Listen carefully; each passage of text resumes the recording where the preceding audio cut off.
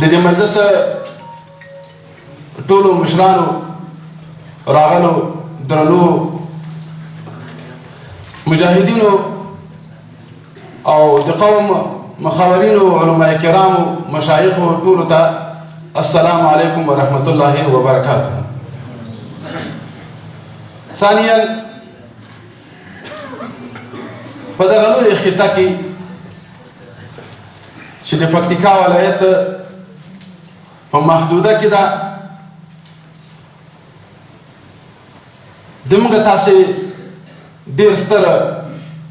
ویاړلې او داسې هستۍ شهیدان شوي دي که نه چې هر یو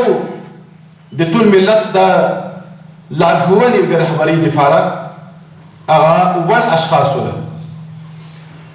په زرګونو شهیدان موږ ورکړي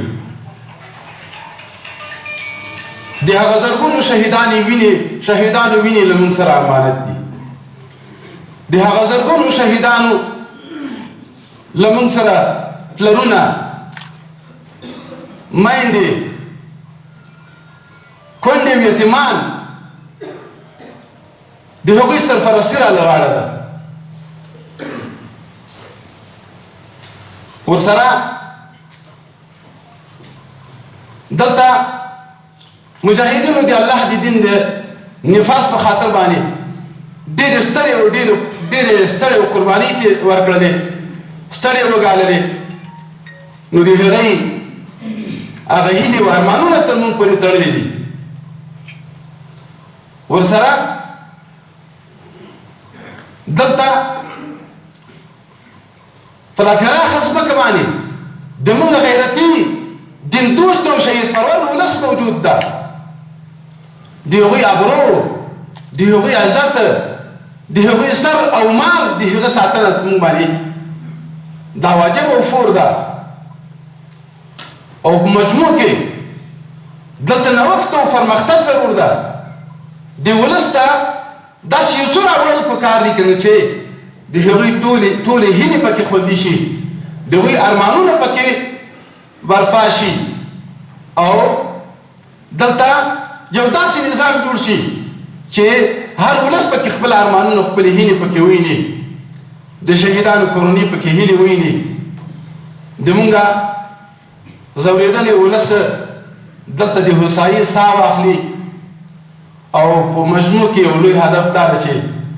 زموږ د تاسې د ټولو قربانۍ محصول هغه دا و چې زموږ په دغه شهید پروره ځمکه باندې اسلامي نظام حاکم او قایم کو او د اسلامي نظام قیام هغه له ځان نه شروع کېږي ته چې دا اراده لرې چې په دغه لویه خطه او محدوده باندې د الله نظام راولي دا فرع د دې ده چې اول به په ځان راولي اول به په خپلو ملګرو راولي اول به په خپلو مسؤلینو راولي او له هغه نه وروسته به په دغه ټول ولس باندې راولي دا هغه ستر مسؤلیتونه دي چې زموږ تر غاړې پراته دي له تاسې ګډونوالو نه خواست کوم چې ما سره یوازې په دغه اوس وخت کې نه بلکې همیشه دپاره خپلې دعاې وملګري کوي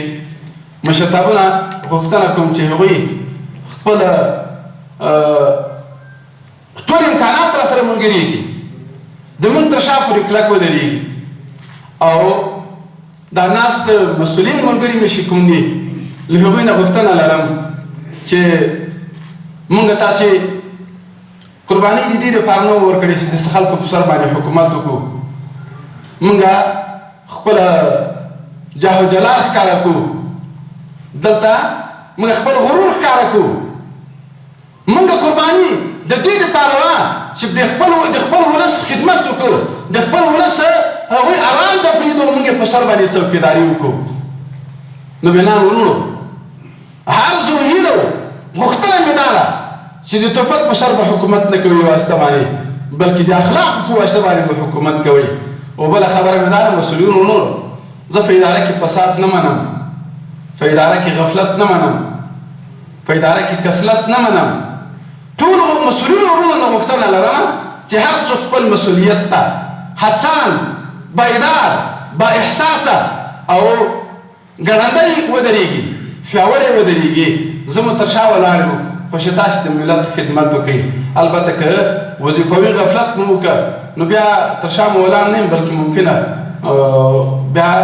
د عدالت میز ته کش کړل شي او له دې سره سره ورونو موږ په تاسې په دې مکلف یو چې دلته عدالت راولو او د عدالت په نسبت باندې اگر که وخت مختصر هم دی یو مختصره کیسه کومه په هند کې د مسلمانانو او د هندوانو ترمنځ په یو ځمکه باندې جنجال راغی او وخت کې د انګریزانو حکومت و مثلا انګریزانو جج ته لاړه جج چې مقدمه هر څومره وکتله دلایل چې هر څه وکتله د حل لاره یې پیدا نه کړله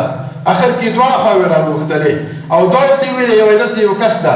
هغه کس که د هر چا په طرف باندې ګواهي و شاهدي وویلې بس ځمکه یې وته ورکومه دواړو خلکو وویلې وایي څوک ده نو یو مسلمان عالم دا کیسه ما تقریبا ډېره مخکې کتلې وه کتاب کې خو غالب د ګمانه د هند په علماو کې عاشق الهي رحمه الله دا د هند ته راځي دا یې ورته یاد کړ چې دا به دې ګواهي کې د هر چا په طرف باندې ورکړله نو ځمکه به د هغه خلکو وي مسلمانان ډېر خوشحاله شول مسلمانانو مولانا صاحب ته ویلي وه دا ځمکه موږ د یوه جومات لپاره وقف کړې ده او په دې باندې فیدل چې ملا خو په جومات باندې ډېر خوشحالېږي نو هغه خوشحاله شول خو هندوانو چې د دې عدالت او د ده سابقې ته وکتله هغه هم ورته ویل موږ یې منو په سر سترګو یې منو لنډه خبره دا ده د محکمې هغه مجلس دایر شو او په هغه مجلس کې ټول خلک انتظار دي چې دا مولانا به د شاه په طرف باندې شاهدي ورکوي هغه چې کله د شاهدي هغه میدان ته راغی نو هغې ویلې وایي زه خو شاهدي په دې باندې ورکوم چې دا ځمکه د هندوانو ده نو مسلمانان خفه شول چې عجیبه دا ده چې زموږ عالم او زموږ مشر د هندوانو په حق باندې شاهدي وویلې نو عالم ویلې وایي ما ته څومره حقیقت معلوم ده ځمکه د هندوانو ده نو قاضي یعنې جج انګریز هغه ورته وایي نه مسلمانانو بایلودله خو اسلام وګټله مسلمانانو بایلودله خو اسلام وګټله او په همدغه ځای کې څومره هندوان چې هغه مجلس ته راغلي وو هغه د مجلس ټول ګډونوال په یوه ځای کې کلمه وویلې اشهد ان لا اله الا الله واشهد ان محمد رسول الله او هغه ټول ویلي دا ځمکه د جومات دپاره وقف شي نو بنان د یو سړي د عدالت په واسطه باندې هغه خلک هم مسلمان شول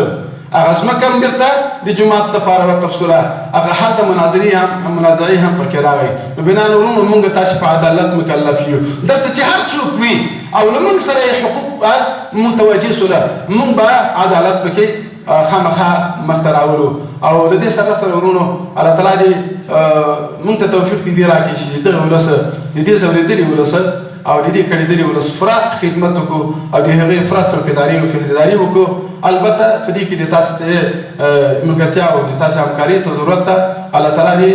موږ خپل نفس نه حواله کړي الله تعالی دې خپل امداد زموږ سره همیشه شامل حال کړي له ټول مجلس او له ټول اسلامي امارت مجاهدینو سره واخر دعوانا ان الحمد لله